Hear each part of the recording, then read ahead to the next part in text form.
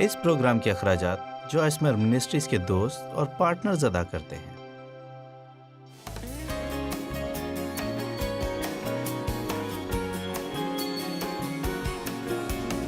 روحانی پختگی۔ آج کے پیغام کا آغاز ایک کہانی سے کروں گی۔ عموماً میں اس کہانی کو پیغام کے آخر میں سناتی ہوں، لیکن آج میں ایسا نہیں کروں گی۔ آج میں اس سے آغاز کروں گی۔ کبھی کبھار میں چاہتی ہوں کہ تھوڑا بہت فرق ہونا چاہیے۔ آمین۔ ایک جوڑا پرانی چیزوں کی کسی دکان میں گیا اور ایک خوبصورت، میرا مطلب ہے کہ ایک چھوٹا سا مگر شاندار چائے کا کپ دیکھا، جو کہ دکان میں ایک شیلف کے اوپری حصے پر رکھا ہوا تھا، اور انہیں یہ بہت ہی پسند آیا تھا۔ یہ کپ سب سے زیادہ خوبصورت تھا اور وہ ہر حال میں اس خوبصورت کپ کو خریدنا چاہتے تھے۔ جب وہ اس کپ کی تعریف کر رہے تھے تو اچانک ہی اس کپ نے بولنا شروع کر دیا اور کہا، کیا تم جانتے ہو کہ میں ہمیشہ ہی سے ایسا نہیں تھا؟ ایک وہ وقت تھا جب کوئی بھی مجھے لینا پسند نہیں کرتا تھا۔ ایک وقت تھا جب میں اتنا پرکشش نہیں تھا۔ میری زندگی میں ایک وقت بھی تھا جب میں ایک بہت ہی پرانا سرمئی مٹی کا برتن تھا، اور ایک دن ماہر کمہار آیا اور اس نے مجھے اٹھایا اور اس نے مجھے تھپ تھپایا اور مجھے نئی شکل دی۔ میں نے کہا، رک جاؤ، تم کیا کر رہے ہو؟ مجھے تکلیف ہو رہی ہے، مجھے چھوڑ دو۔ لیکن اس نے بس میری طرف مسکرا کر دیکھا اور کہا، ابھی نہیں۔ پھر اس نے مجھے اپنے پہیے پر لگایا اور گھمانا شروع کر دیا، گول گول، اور میں چکرا گیا۔ مجھے کچھ نظر نہیں آ رہا تھا کہ میں کہاں جا رہا ہوں۔ مجھے لگا میں گر جاؤں گا۔ ہر چیز گھوم رہی تھی، مجھے نہیں معلوم کہ ہو کیا رہا تھا، اور ساتھ ہی میرے پیٹ میں بھی عجیب سا درد ہو رہا تھا۔ میں نے کہا، مجھے جانے دو، لیکن وہ صرف مسکرایا اور کہا، ابھی نہیں۔ کیا کسی کو یہ علامات محسوس ہو رہی ہیں؟ ٹھیک ہے۔ آخر کار وہ دن آیا جب مجھے ایک نئی صورت ملی، اور پہیے پر گھومتے گھومتے مجھے ایک نئی صورت مل گئی، اور اس گوندھنے اور ڈھالے جانے، دبانے اور نوچنے نے مجھے ایک نئی صورت دی۔ پھر اچانک ہی اس نے مجھے بھٹی میں ڈال دیا، اور اسے پہلی آگ کہا جاتا ہے، اور اس کے اندر بہت تپش تھی کہ میں بتا نہیں سکتا۔ یہ بہت گرم تھی۔ میرا خیال تھا کہ میں اسے برداشت نہیں کر پاؤں گا، شاید مر جاؤں گا۔ مجھے یہاں سے نکالو۔ کیا تمہیں مجھ سے پیار نہیں؟ میں رو رہا تھا۔ تم مجھے اکیلا کیوں چھوڑ رہے ہو؟ بھٹی کا دروازہ شیشے کا تھا تاکہ کمہار اندر کا سارا حال دیکھ سکے، لیکن اس کے پیچھے چہرے پر ایک مسکراہٹ تھی۔ اس کے چہرے اور آنکھوں میں خاص تاثر تھا، لیکن وہ مجھے باہر نکالنا نہیں چاہتا تھا۔ وہ صرف مسکرا رہا تھا اور کہہ رہا تھا، ابھی نہیں۔ آخر کار بھٹی کا دروازہ کھلا اور مجھے باہر نکال کر الماری پر رکھ دیا گیا۔ میرے خیال میں ختم ہو گیا تھا، لیکن اس نے مجھ پر رنگ کرنا شروع کیا، اور میرا خیال تھا کہ شاید اب یہ کام ختم ہو گیا ہے۔ بالآخر میں سمجھ گیا، اور اس نے مجھ پر پھر سے رنگ کرنا شروع کیا۔ بہت بدبو تھی، میرا رنگ بدلا جا رہا تھا۔ میں سرمئی سے خوبصورت نیلے رنگ میں ڈھل رہا تھا۔ رنگ کی تیز خوشبو میں سانس لینا مشکل ہو رہا ہے اور مجھے یہ خوشبو پسند نہیں ہے۔ بس کر دو۔ اور نہیں۔ لیکن اس نے پھر کہا، ابھی نہیں۔ پھر اس نے مجھے دوسری بھٹی میں ڈال دیا، اور یہ دوسری آگ کہلاتی ہے، اور یہ پہلی والی سے زیادہ گرم تھی۔ میرا خیال تھا کہ اب تو میں واقعی مر جاؤں گا، میری زندگی کا خاتمہ آ گیا ہے، یہ تو مجھے مار ڈالے گا۔ مہربانی سے مجھے باہر نکالو، میں یہ برداشت نہیں کر سکتا۔ اس وقت شاید آپ میں سے کچھ لوگوں کی یہی صورتحال ہے۔ خداوند، میں تجھ سے کہہ رہا ہوں، میں یہ برداشت نہیں کر سکتا۔ ناقابل برداشت ہے خداوند، حقیقتاً یہ ناقابل برداشت ہے، مجھے اس سے نکالو۔ پھر اس نے شیشے کے اندر جھانکا اور کہا، ابھی نہیں، میں اپنا کام ادھورا نہیں چھوڑتا، بس ختم ہونے والا ہے۔ پھر ایک دن بھٹی کا دروازہ کھلا اور اس نے مجھے باہر نکالا اور مجھے اوپر شیلف پر رکھ دیا تاکہ مجھے ٹھنڈک پہنچے۔ مجھے یہ پسند ہے، خدا آپ کو شیلف میں رکھ دیتا ہے تاکہ آپ کی گرمی ختم ہو سکے۔ اور پھر ایک دن جب میری گرمائش ختم ہو گئی تو وہ ایک شیشہ لایا اور میں نے خود پر نظر کی، اور مجھے یقین نہیں آ رہا تھا کہ میں کس قدر خوبصورت بن گیا ہوں۔ مجھے یقین نہیں آ رہا تھا کہ میں کس قدر بدل گیا ہوں۔ اب میں بالکل بھی پہلے کی طرح پرانا اور گھسا ہوا مٹی کا برتن نہیں تھا۔ اب میں ایک خوبصورت اور نازک چائے کا کپ تھا، اور سب لوگ مجھے چاہتے ہیں۔ لیکن میری زندگی میں ایسا وقت تھا جب کوئی بھی مجھے نہیں چاہتا تھا، اور نہ کوئی مجھے پسند کرتا تھا، اور کوئی بھی مجھ پر توجہ نہیں دیتا تھا۔ ہر کوئی مجھے ٹھوکر مار کر چلا جاتا۔ لیکن اب میں خاص ہوں، لیکن میں ہمیشہ ہی ایسا نہیں تھا۔ اس طرح سے آپ خداوند کی تعریف کریں۔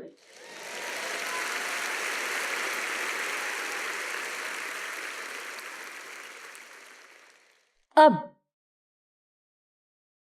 جانتے ہیں کہ ہمیشہ ہی سے میرا رجحان رہا ہے کہ روحانی پختگی کے متعلق تعلیم دوں۔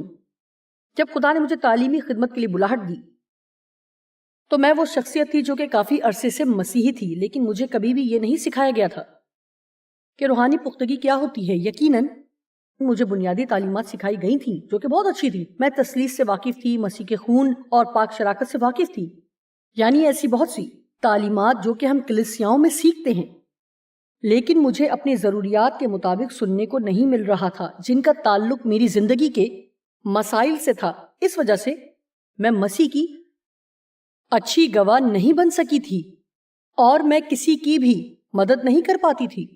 اور پھر جب میں نے کلام سیکھنا شروع کیا اور یہ جان لیا کہ خدا ہماری زندگی میں کیا کرنا چاہتا ہے، میں ان مسیحیوں کے لیے پرجوش ہوں جو خدا سے پیار کرتے ہیں لیکن کسی وجہ سے نابالغ رہتے ہیں اور ابتدائی باتوں سے آگے نہیں بڑھتے۔ جب ہمارا حال ایسا ہو تو در حقیقت ہم کسی دوسرے کی مدد نہیں کر سکتے اور ہم خود بھی ناخوش رہتے ہیں۔ ہم بجھے رہتے ہیں، بے صبرے ہوتے ہیں، مطمئن نہیں ہو پاتے۔ ہم ہمیشہ سوچتے ہیں کہ اس سے بڑھ کر کچھ اور بھی ہے، ہمیں خوش ہونا ہے۔ یسوع اس لیے ہوا تاکہ ہم زندگی حاصل کر سکیں اور اس سے لطف اٹھا سکیں، نہ کہ ہم بدحال مسیحی ہوں۔ آپ جانتے ہیں کہ بدحال گنہگار ہونا الگ بات ہے اور بدحال مسیحی ہونا ایک دوسری بات ہے۔ میرا خیال ہے کہ یہاں کسی قسم کی تبدیلی رونما ہونی چاہیے۔ آپ جانتے ہیں کہ خدا چاہتا ہے کہ ہم زندگی سے لطف اٹھائیں اور اس بات میں کوئی شک نہیں ہے، وہ چاہتا ہے کہ ہم برکت پائیں۔ لیکن میں واضح طور پر سب کو یہ سمجھانا چاہتی ہوں کہ اس دنیا میں ہونے کی صرف ایک وجہ یہی نہیں ہے۔ خدا نے ہمیں صرف اس لیے نہیں رکھا ہے کہ ہمیں سب کچھ ملے اور ہم سب خوش رہیں۔ ہماری زندگی اچھی اور نہایت خوشگوار ہو سکتی ہے۔ اس زمین پر ہم اس کے نمائندے ہیں۔ بائبل واضح طور پر یہ بیان کرتی ہے کہ ہم خدا کے نمائندے ہیں۔ ایمپلیفائڈ بائبل میں لکھا ہے کہ ہمارے وسیلے سے خدا دنیا سے التماس کرتا ہے۔ اب اس بلڈنگ میں موجود ہم میں سے ہر ایک، وہ سب جو ٹی وی پر دیکھ رہے ہیں، میں آپ کو بتانا چاہتی ہوں کہ آج اس دنیا میں مسیح کے مقصد کے لیے آپ اہم ہیں۔ اور اگر دنیا میں کبھی ایسا وقت تھا، میں جانتی ہوں کہ گزشتہ زمانے میں بھی وقت بہت برا تھا۔ ہم ہمیشہ ہی کہتے ہیں اس سے بری چیز تو پہلے نہیں تھی، اور آپ جانتے ہیں پھر اکثر اوقات آپ تاریخ پڑھتے ہیں اور سوچتے ہیں کہ معلوم نہیں ہو سکتا ہے، لیکن آپ جانتے ہیں کہ بہت کچھ برا ہے اور لوگوں کی بڑی تعداد خدا پر یقین نہیں رکھتی۔ زیادہ سے زیادہ لوگ خدا کو اپنی زندگی سے خارج کرنے کی وجوہات تلاش کرنے کی کوشش کر رہے ہیں۔ سچائی یہ ہے کہ حقیقتاً ہم ایک مشکل اور مایوس دور میں رہ رہے ہیں، لیکن دور بہت اچھا بھی ہو سکتا ہے اگر ہم یہ احساس کر لیں کہ میں دنیا میں صرف اپنے لیے نہیں ہوں، میں یہاں ہوں کیونکہ خدا میرے لیے کچھ کرنا چاہتا ہے۔ جی ہاں، لیکن اس کے علاوہ وہ میرے وسیلے بھی کچھ کرنا چاہتا ہے، اور میرے وسیلے کچھ کرنے کے لیے ضروری ہے کہ میں اس کے راستے کی رکاوٹ نہ بنوں۔ آمین۔ جلدی سے ایک بات ہو سکتی ہے کہ ابھی تک آپ نے یہ کہنے میں تبدیلی نہیں کی کہ خداوند مجھے یہ چاہیے، مجھے اس کی ضرورت ہے، میرے لیے یہ کر، مجھے یہ دے، مجھے وہ دے، مجھے کچھ اور چاہیے۔ اگر آپ یہ تبدیلی نہیں لائے کہ خدا میں تیرے لیے کیا کر سکتا ہوں، تو مجھے کس مقصد کے لیے استعمال کرنا چاہتا ہے، تو پھر آج کے دن تبدیل ہونے اور جیسے وہ چاہتا ہے چیزوں کو خدا کی مرضی کے مطابق ترتیب دینے کے بارے میں کیا خیال ہے؟ بائبل میں مجھے مصرف بیٹے کی کہانی بہت پسند ہے، اور اگر آپ باقاعدگی سے چرچ جاتے ہیں تو غالباً آپ بھی اس سے واقف ہوں گے۔ لہٰذا نہایت جلدی سے جب اس لڑکے نے گھر چھوڑا تو وہ جائیداد میں سے اپنا حصہ چاہتا تھا، اور اس نے اپنے باپ سے کہا کہ میرا جو حصہ ہے وہ مجھے دے۔ لیکن سوروں کے ساتھ زندگی گزارنے کے بعد اسے احساس ہوا کہ اس نے کیا ٹھکرایا ہے، اور گھر میں اس کے پاس کیا کچھ تھا۔ اس نے کہا میں باپ کے پاس واپس جاؤں گا، اور جب وہ واپس گیا تو باپ سے کہا اے باپ مجھے وہ بنا دے جو تو چاہتا کہ میں بنوں۔ لہٰذا ہمیں مجھے دے سے مجھے لے میں بدلنا ہوگا۔ اے خدا مجھے وہ دے جو میں چاہتا ہوں سے نکل کر ہمیں اے خدا تو کیا چاہتا ہے میں بدلنا ہوگا۔ میں بتا سکتی ہوں کہ ہو سکتا ہے کہ آپ یہ سوچیں کہ جو چیزیں آپ چاہتے ہیں آپ ان کے بغیر نہیں رہ سکتے، لیکن میں آپ کو بتا سکتی ہوں کہ اگر آپ وہی کچھ چاہتے ہیں جو خدا چاہتا ہے تو وہ آپ کو مل جائے گا، اور آپ کو ہر وقت اسے حاصل کرنے کی کوشش بھی نہیں کرنا پڑے گی۔ اگر خدا کے پیچھے جائیں گے تو برکات آپ کے پیچھے آئیں گی۔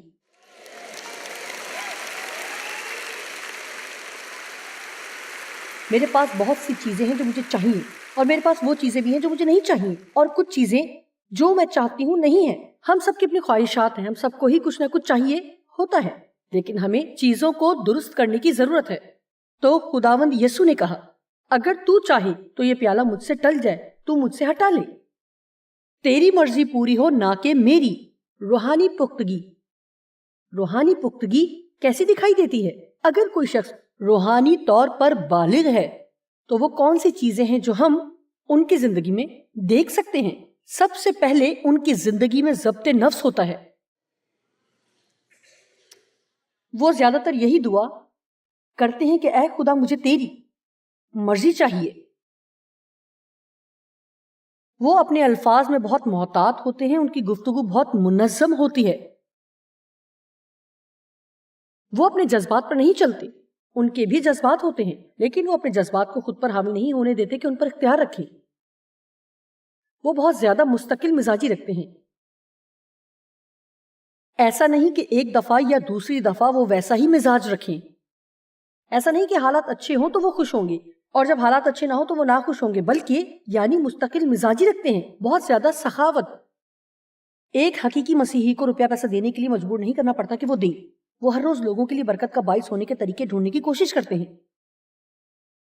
روحانی طور پر پختہ مسیحی میں بہت زیادہ حلیمی ہوتی ہے، جلد معاف کر دیتے ہیں اور مشکل سے ہی ناراض ہوتے ہیں۔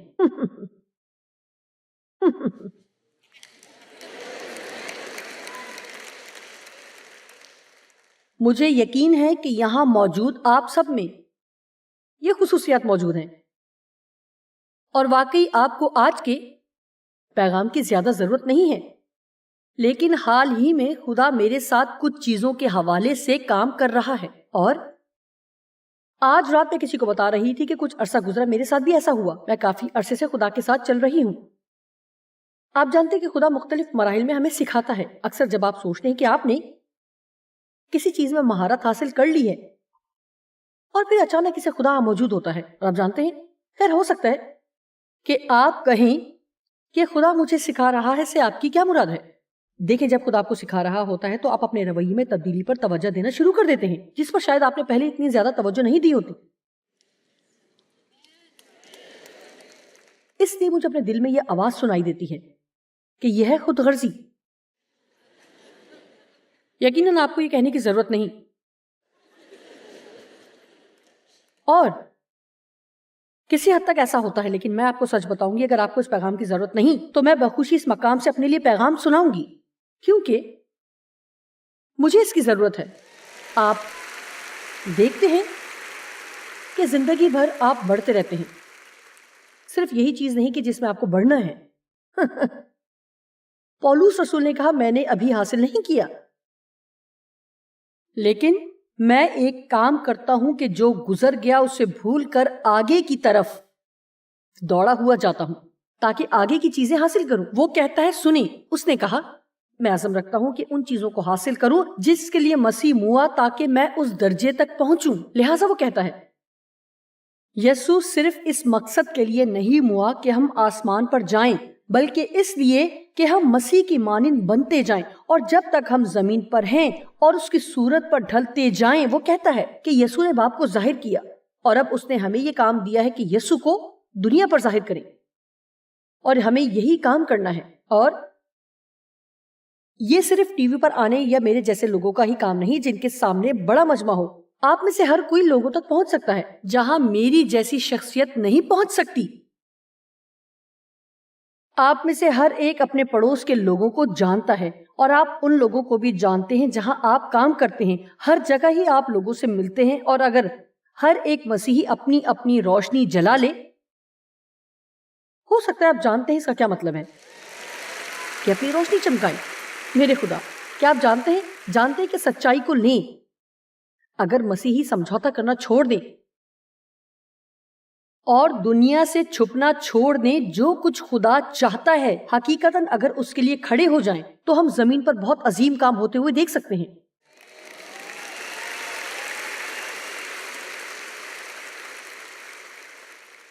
اس لیے میں ہمیشہ ہی مختلف طریقوں سے ان خطوط پر منادی کرنے کی کوشش کرتی ہوں۔ میں ہر وقت ایک ہی بات کی منادی نہیں کرتی رہتی، لیکن میں ان خطوط میں سے کلام سناتی ہوں کیونکہ میں جانتی ہوں نابالغ مسیحی ہوتے ہوئے ہم خوش نہیں رہ سکتے۔ مجھے آپ کا نہیں پتا، لیکن اگر مجھے یہاں ہونا ہے تو مجھے خوش ہونا ہے۔ میرا مطلب ہے اگر ہم ناپختہ مسیحی رہ جائیں تو ہم کبھی بھی اطمینان نہیں پا سکیں گے. نہ تو آپ اور نہ ہی میں اپنے تمام حالات کو قابو میں کر سکتے ہیں. لہٰذا اگر ہم اپنے حالات پر اختیار نہیں رکھ پاتے تو پھر ہمیں یہ سیکھنا ہے کہ خود پر کیسے قابو رکھیں تاکہ ہر وقت ہمارے حالات ہم پر اختیار نہ رکھیں. آمین. جی. 2 کرنتھیوں 3 باب اور 18ویں آیت. مگر جب ہم سب کے بے نقاب چہروں کو ذہن میں رکھیں، میں اس کی وضاحت کروں گی کیونکہ ہم اس پر مسلسل ہی زور دیں گے. خداوند کے کلام میں سے دیکھیں گے کہ خداوند کا جلال اس طرح منعکس ہوتا ہے جس طرح آئینے میں، تو ہم مسلسل اس کی صورت پر بدلتے جاتے ہیں اور اس کی جلال کی قدرت میں طرح بطرح اس خداوند کے وسیلے سے جو روح ہے اسی جلالی صورت میں درجہ بدرجہ بدلتے جاتے ہیں. کافی عرصے سے کچھ چیزوں کے بارے میں خدا مجھے سکھا رہا ہے. آپ جانتے ہیں کہ مجھے نہیں معلوم کہ غالباً کسی بھی چیز کے لیے وہ مجھے جہنم میں نہیں بھیجے گا، یعنی ان چیزوں کے حوالے سے جن میں مجھے وہ پختہ کرنا چاہتا ہے. لہٰذا وہ کیا کر رہا ہے کہ وہ مجھے جلال کے اگلے درجے کے لیے بلا رہا ہے. جلال سے جلال تک، جلال سے جلال تک، جلال سے جلال تک. یہ ضروری نہیں کہ ہمیشہ ہی آپ کو کسی نہ کسی چیز کا سامنا کرنا پڑے گا، ایسی چیز جسے لازماً پیچھے چھوڑنے کی ضرورت ہوتی ہے تاکہ آپ اگلے مرحلے میں داخل ہوں جو خدا نے مقرر کیا ہے. لہٰذا اس ہفتے کے اختتام تک میں امید کرتی ہوں کہ خدا کے کلام کے وسیلے ہم آپ کی مدد کر سکیں گے. آپ کے راستے سے آپ کے ماضی کی کچھ رکاوٹوں کو ہٹائیں تاکہ آپ آگے بڑھیں اور فیصلہ کریں، کچھ چیزوں کو ترک کر دیں اور آگے بڑھیں اور وہ کرنا شروع کریں جو خدا چاہتا ہے کہ آپ کریں.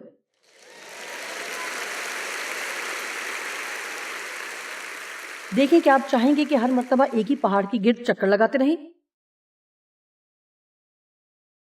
آپ میں سے بہت سے لوگ ایک ہی جگہ میری طرح گھوم رہے ہیں. اب آپ کو چکر آنا شروع ہو گئے ہیں تو اب وقت ہے کہ جو کچھ آپ جانتے ہیں اس صورتحال میں سے گزرتے ہوئے اس پر قابو پائیں. اس لیے وہ کہتا ہے کہ جب ہم کلام پر غور کرتے ہیں تو یہ آئینے کی طرح بن جاتا ہے، اور جب ہم کلام پر غور کرتے ہیں تو ہم نہ صرف یسوع کو دیکھتے ہیں بلکہ ہمیں اپنی صورت بھی نظر آتی ہے. کیا آپ کے ساتھ کبھی ایسا ہوا ہے آپ سوچتے ہیں کہ میں تو کافی عرصے سے چل رہی ہوں، کافی عرصے سے ایسے ہی چل رہا ہے؟ یاد رکھیں کلام ہمیں یاد دلاتا ہے. ہر بار جب میں کلام پڑھتی ہوں تو میں کوئی نئی بات تو نہیں سیکھتی، لیکن یہ مجھے ان چیزوں کی یاد دہانی کراتا ہے جن کی مجھے اس وقت ضرورت ہے. میں واضح طور پر آپ کو کچھ بتانا چاہتی ہوں اور یہ بہت ہی اہم ہے، یہ بہت ضروری ہے کہ آپ اسے سنیں. جب تک خود کو مجرم تصور کیے بغیر آپ خدا کی طرف سے اس کی قائلیت اور اصلاح کو قبول نہیں کرتے تو ہم کبھی بھی نہیں بدلیں گے.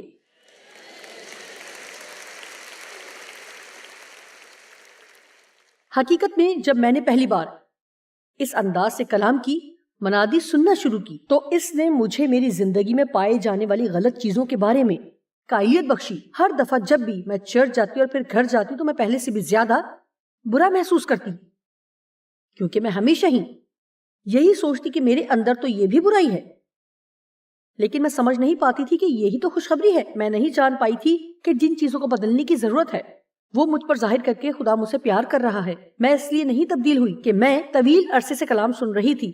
جب تک آپ خود کو صرف مجرم محسوس کرتے رہیں گے، ہر مرتبہ جب بھی کلام سن کر آپ کسی چیز کے بارے میں قائلیت محسوس کرتے ہیں، یا جب خدا آپ کو کچھ سکھاتا ہے، تو جب آپ دعا کر رہے ہوں یا کلام میں سے کچھ پڑھ رہے ہوں جس سے آپ کو قائلیت ملتی ہے، اور اگر اپنے بارے میں آپ کا پہلا رد عمل الزام، احساس جرم اور برا احساس ہوتا ہے تو پھر آپ وقت ضائع کر رہے ہیں. آپ کبھی بھی نہیں بڑھیں گے، اور ابلیس کو یہ پسند ہے کہ آپ پہلے سے بھی زیادہ برا محسوس کریں. آپ میں سے کتنی بات سمجھ گئے ہیں؟ ٹھیک ہے. کیا کبھی آپ اس آزمائش میں پڑے کہ جب خدا کو قائلیت دے اور آپ یہ کہنا شروع کر دیں کہ میں تو بہت بری ہوں؟ مجھے اس معاملے میں بہت عرصہ لگا، کیونکہ میرے باپ کی مجھ سے زیادتی کی وجہ سے میری زندگی میں احساس جرم سے جڑے مسائل تھے. کیونکہ میرا مطلب ہے کہ جب تک میں برا محسوس نہیں کرتی مجھے اچھا نہیں لگتا تھا. جی ہاں، میرا مطلب ہے کہ میں صرف یہی جانتی تھی کہ برا محسوس کرتی رہوں. اب اس رہائی کے لیے میں خدا کا شکر ادا کرتی ہوں. یہ لمبا سفر تھا، یہ شاندار ہے. خدا مختلف چیزوں کے بارے میں مجھے سکھاتا چلا آ رہا ہے. میں یہ بھی بتا سکتی ہوں کہ میں نے ایک مرتبہ بھی برا محسوس نہیں کیا، ایک بار بھی الزام اور احساس جرم محسوس نہیں کیا۔ ہاں، افسوس ضرور ہوا۔ ہمیں اپنے گناہوں اور برے اعمال پر افسوس ہونا چاہیے۔ ہم وہ سب کچھ ہونا چاہتے ہیں جو خدا چاہتا ہے کہ ہم ہوں، لیکن میں نے ہمیشہ ہی یہ سیکھا ہے کہ واقعتاً اور حقیقتاً جب خدا واقعی ہمیں تنبیہ کرتا ہے تو جن چیزوں کو بدلنا ضروری ہے، ہماری وہ کمزوریاں ہم پر ظاہر کرتا ہے، یہ اس کا پیار ہے، وہ ہماری محبت میں ایسا کرتا ہے۔ آپ کو خدا کا شکر ادا کرنا چاہیے کہ وہ آپ سے اس قدر پیار کرتا ہے کہ جس بگاڑ میں آپ ہیں اس کے ساتھ آپ کو چھوڑ نہیں دیتا۔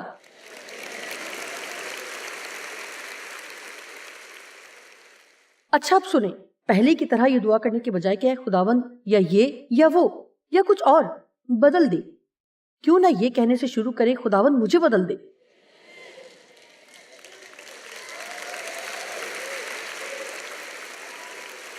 مجھے بدل دے، کیونکہ اگر ہم بدل جائیں گے تو ہمارے حالات ہمیں اتنا پریشان نہیں کریں گے جتنا اس وقت کر رہے ہیں۔ ہم خدا سے توقع نہیں کر سکتے کہ وہ دنیا کے ہر شخص کو بدل دے تاکہ ہم خوش ہو سکیں۔ او خدایا، ان کو میری مرضی کے مطابق بدل دے تاکہ مجھے کوئی مسئلہ نہ ہو۔ ہم جانتے ہیں کہ ہمیں بدلنے اور ہمارے مسائل کو ختم کرنے کے لیے خدا ہمیں ستانے والے لوگوں کو استعمال کرتا ہے۔ آپ اپنے ارد گرد کے لوگوں سے بھاگ کر دور جا سکتے ہیں۔ آپ کسی اور جگہ جاتے ہیں لیکن وہاں پھر اسی طرح کے اور لوگ ہوں گے جن کا سامنا کرنا پڑے گا۔ کچھ بھی ہو، آپ کبھی بھی ان سے جان چھڑا کر بھاگ نہیں سکتے، کیونکہ ہم سب میں کچھ خامیاں ہیں اور آپ کو تراشنے کے لیے خدا سے بہت سے اوزار ڈھونڈ لے گا۔ آمین، ہاللیلویہ۔ تو اس کا کیا مطلب ہوا؟ ہمارے بے نقاب چہروں سے، لیکن اس بات کا دوسرا کرنتھیوں 3 باب سے کیا تعلق ہے؟ اس لیے اب ہم کلام مقدس میں سے آیت 13 پڑھیں گے۔ ہم موسیٰ کی طرح نہیں ہیں جس نے اپنے چہرے پر نقاب ڈالا تاکہ بنی اسرائیل اس مٹنے والی چیز کے انجام کو نہ دیکھ سکیں جو اس پر موجود تھی، لیکن ان کے خیالات کثیف ہو گئے، وہ سخت اور کند ہو گئے اور سمجھنے کی قوت کھو بیٹھے، کیونکہ آج تک پرانے عہد نامے کو پڑھتے وقت ان کے دلوں پر وہی پردہ پڑا رہتا ہے، کیونکہ یہ پردہ مسیح کے آنے کے بعد اب ہٹ چکا ہے۔ اب یہاں ہمارا ایک مسئلہ ہے، نئے عہد کے مسیحی ہوتے ہوئے ہم ایسا نہیں کر سکتے کہ گویا ابھی تک شریعت کے ماتحت ہوں۔ شریعت آپ کو بڑھنے سے روک دیتی ہے۔ اب خدا آپ کو شریعت کی لمبی اور طویل فہرست نہیں دیتا ہے تاکہ آپ ان کو پورا کرتے رہیں، وہ آپ کو پاک روح دیتا ہے تاکہ وہ آپ کے اندر رہے اور رہنمائی کرے اور ابھارے کہ آپ کے لیے کیا ٹھیک ہے۔ اب ذرا غور کریں، پرانے عہد نامے میں کئی طرح کے قوانین ہیں، کھانے پینے کے قوانین، جانوروں کی قربانی کے تعلق سے، سبت کے قوانین، عیدوں کے قوانین۔ جب وہ کہتا ہے کہ ہم شریعت سے آزاد ہوئے تو اس کا یہ مطلب نہیں کہ خدا کی مقرر کردہ اخلاقی شریعت سے بھی آزاد ہوئے۔ پرانے عہد نامے کا اخلاقی معیار ہر زمانے کے لیے بہترین ہے، لیکن ہم قوانین اور رسموں سے آزاد ہیں۔ میں آپ کو بتانا چاہتی ہوں کہ بہت سی کلیسیائیں ہیں جو ابھی تک لوگوں پر بہت سے قوانین اور رسموں کا بوجھ ڈالتے ہیں، اور بہت سے ایسے جانے پہچانے لوگ ہیں جو آپ کو بہت سے قوانین اور شریعت کو سیکھنے کے لیے کہیں گے۔ ہو سکتا ہے کہ آپ کے دوستوں کا گروہ ہے جو خاص بائبل اسٹڈی کرتے ہیں یا دعائیہ گروپ ہیں۔ اگر آپ ایسا محسوس نہ کریں جیسا وہ کرتے ہیں تو وہ یقینی طور پر آپ کو احساس جرم میں مبتلا کریں گے، کیونکہ آپ ان کی طرح سے عمل نہیں کر رہے۔ آمین۔ یا پھر ایسی ہی کوئی بات، آپ جانتے ہیں میں دراصل یہ کہنا چاہتی ہوں کہ میں بہت قانون پرست تھی، مجھے کسی کی مدد کی ضرورت نہیں تھی، میں خود ہی سب کچھ کر لیتی تھی۔ میں نے گھر کی صفائی کے اپنے قانون بنا رکھے تھے، ہر چیز ایک قانون تھی، ہر روز سب کام ہونا ضروری تھے۔ اگر میں ہر روز ایسا نہ کرتی تو میں خود کو مجرم محسوس کرتی۔ اس لیے وہ کہتا ہے کہ جب تک آپ کلام کو شریعت کی طرح پڑھتے رہیں گے کہ میرے لیے یہ کرنا لازمی ہے، اور اگر میں یہ نہیں کروں گی تو خدا مجھ سے ناراض ہو جائے گا۔ دیکھیں، اگر میں خود غرض رہتی ہوں تو خدا پھر بھی مجھ سے پیار کرتا ہے۔ جی ہاں، میں جانتی ہوں، آپ کا مطلب سمجھتی ہوں۔ ٹھیک ہے، میں آپ کو بتانا چاہتی ہوں کہ خدا جتنا ابھی اور اسی وقت جتنا آپ سے پیار کرتا ہے وہ اس سے زیادہ آپ سے پیار نہیں کر سکتا۔ دیکھیں، قانون پسندی یہی ہے، اور اس کے تحت ہم سوچتے ہیں کہ جتنا زیادہ میرا رویہ بہتر ہوگا اتنا ہی خدا مجھ سے پیار کرے گا۔ لیکن اپنے اچھے رویے کے ذریعے آپ خدا سے کچھ حاصل نہیں کر سکتے۔ ہم اس لیے بہتر رویہ نہیں رکھتے کہ خدا ہم سے پیار کرے، بلکہ ہمیں اس لیے بہتر رویہ رکھنا چاہیے کہ وہ ہمیں پیار کرتا ہے، بلکہ جو کچھ اس نے ہمارے لیے کیا ہے اس وجہ سے ہم اچھا رویہ رکھتے ہیں۔ اس لیے جب ہم یہاں دیکھتے ہیں تو مسیح کو دیکھتے ہیں، اور اسی میں ہم شریعت کی تکمیل دیکھتے ہیں، اور اس نے ہمیں پاک روح دیا ہے۔ ہر وہ چیز جو خدا چاہتا ہے کہ ہم کریں، وہ کرنے کی وہ ہمیں اس کے مطابق قوت بھی دیتا ہے، وہ ہمیں فضل دیتا ہے کہ ہم ایسا کریں۔ لہٰذا ہمیں یہ سیکھنے کی ضرورت ہے کہ کس طرح بغیر احساس جرم کے خدا کی طرف سے تعدیب اور قائلیت کو قبول کریں۔ صرف یہی ایک طریقہ ہے جس کے ذریعے ہم روحانی پختگی میں بڑھنے کے قابل ہوں گے۔